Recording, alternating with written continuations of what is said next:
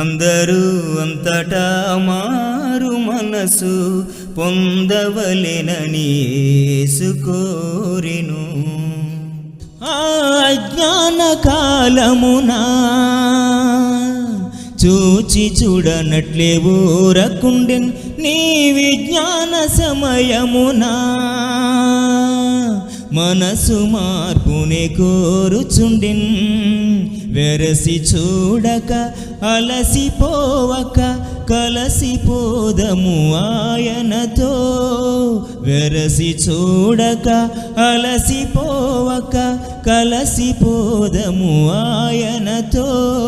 అందరూ అంతటా మారు మనసు పొందవలెనని యేసు కోరెను.